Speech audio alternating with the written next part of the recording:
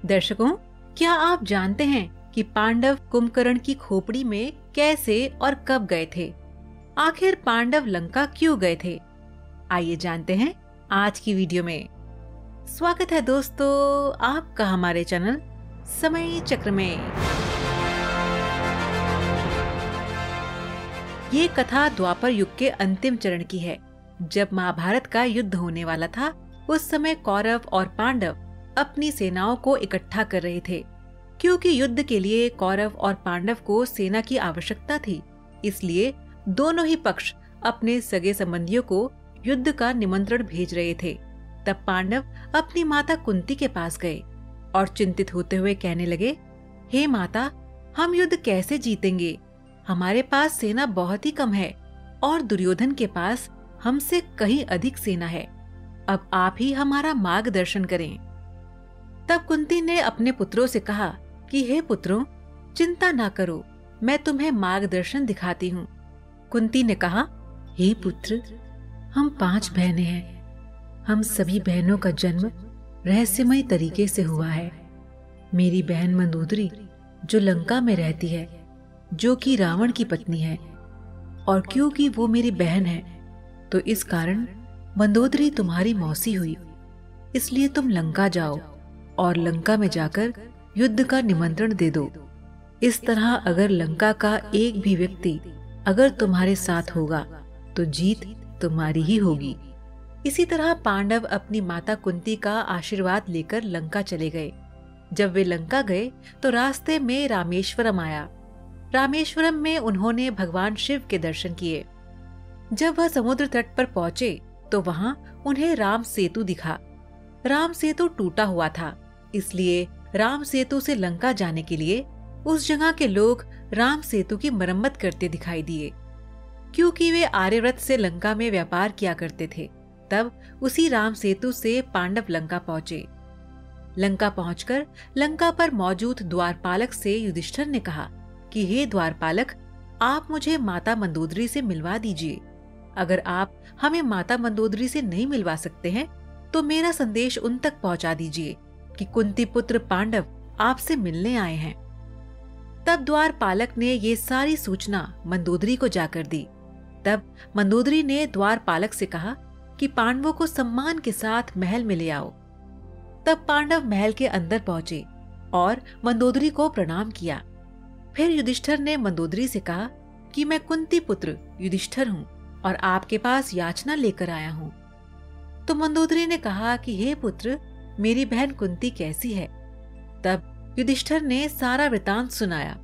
फिर मंदोदरी ने कहा कि आप अपना प्रयोजन बताएं। तब पांडव ने कहा, हे माता, हम भाइयों में आपसी मतभेद के कारण आज विशाल युद्ध का समय आ गया है और महाभारत जैसा विशाल युद्ध होने वाला है। इसलिए माता कुंती के कहने पर हम आपके पास आए हैं और चाहते हैं कि इस युद्ध में आप हमारी मदद करें। तब मंदोदरी ने कहा कि हे पुत्र, अब मेरे पति रावण तो जिंदा नहीं है और मेरे देवर विभीषण ने खुद को भगवान में समर्पित कर दिया है, तो इस तरह से वह कोई युद्ध नहीं कर सकते हैं। ऐसे में मैं आपकी मदद करने में असमर्थ हूँ, लेकिन मैं लंका की कुछ सेना आपके साथ युद्ध करने के लिए भेज दूंगी। तब युधिष्ठिर ने कहा कि ठीक है माता, अगर आप कुछ सेना ही हमें दे देंगी तो हमें युद्ध करने का सहारा मिल जाएगा।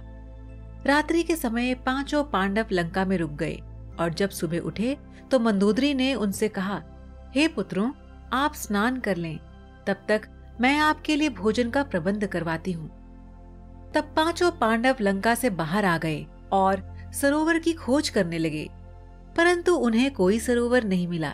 लेकिन सरोवर जैसा एक स्थान मिला जो कि कुंभकर्ण की खोपड़ी थी। क्योंकि कुंभकर्ण का शरीर इतना विशाल था, जब राम और कुंभकर्ण में युद्ध हुआ था तब श्री राम ने कुंभकर्ण का मस्तक बाण से अलग कर दिया था और उस समय कुंभकर्ण का मस्तक जमीन पर गिर गया था। कुंभकर्ण का शरीर इतना विशाल था कि उसे उठाने के लिए किसी में चेष्टा नहीं थी और एक युग बीत गया था, फिर भी वह खोपड़ी वहीं पड़ी थी। इसी कारणवश उसमें पानी भर गया था, जिसको देखकर युधिष्ठिर को लगा कि यहाँ कोई सरोवर है। तब युधिष्ठिर ने अपने भाइयों से कहा कि चलो हम इसमें स्नान करते हैं। पांचों पांडव ये नहीं समझ पाए कि वह कोई सरोवर नहीं बल्कि कुंभकर्ण की खोपड़ी थी।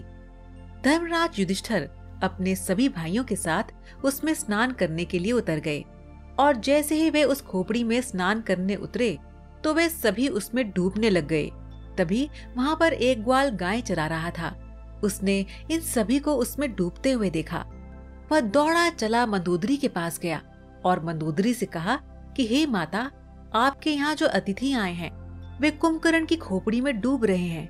मैंने अपनी आंखों से देखा है कि वे सब स्नान करने गए थे और वे गलती से बाबा कुंभकर्ण की खोपड़ी में भरे पानी को देखकर उसे सरोवर समझने लगे और अब वो पूरी तरह डूबने वाले हैं। ये सब सुनकर मंदोदरी भयभीत हो गईं और सोचने लगी कि अगर पांडव डूब गए और कुछ अपशकुन हो गया तो वे कुंती को क्या मुंह दिखाएंगी। मंदोदरी दौड़कर खोपड़ी के पास गई और उस खोपड़ी को उठाकर उलट कर दिया और उसका सारा पानी खाली किया। जब मंदोदरी पानी खाली कर रही थी तब पांचों पांडव जल के बहाव से बहने लगे। तब मंदोदरी ने पांचों पांडवों को हाथ से पकड़कर नीचे उतार दिया। जब पांचों पांडवों को होश आया तब युधिष्ठिर ने माता मंदोदरी से हाथ जोड़कर कहा कि हे माता, आपका बहुत बड़ा एहसान है जो आपने हमें इस पानी में डूबने से बचा लिया। तब मंदोदरी ने कहा कि हे पुत्रों, ये कोई सरोवर नहीं बल्कि मेरे देवर कुंभकर्ण की खोपड़ी है जिसे तुम सरोवर समझकर नहाने लग गए थे। लेकिन मैं देख पा रही हूँ कि तुम तो कुंभकर्ण की एक उंगली के बराबर भी नहीं हो, तो क्या युद्ध करोगे? तब पांचों पांडव अचंभित हो गए और भीम ने कहा कि मैं भीम, जिसके बल के बारे में सुनकर दुनिया चकित हो जाती है। अर्जुन के गांडीव की झंकार को सुनकर लोग भयभीत हो जाते हैं और फिर भी हम कुंभकर्ण की खोपड़ी के सामने एक चींटी समान दिखाई दे रहे हैं। वह योद्धा कितने वीर रहे होंगे। तब मंदोदरी ने कहा कि हे पुत्रों, मेरे पति रावण के चलने से सारा संसार भयभीत हो जाता था, पृथ्वी डगमगाने लग जाती थी। फिर भी वह भगवान श्री राम के सामने हार गए और उनके हाथों मारे गए, क्योंकि उन्होंने अधर्म के साथ युद्ध लड़ा था।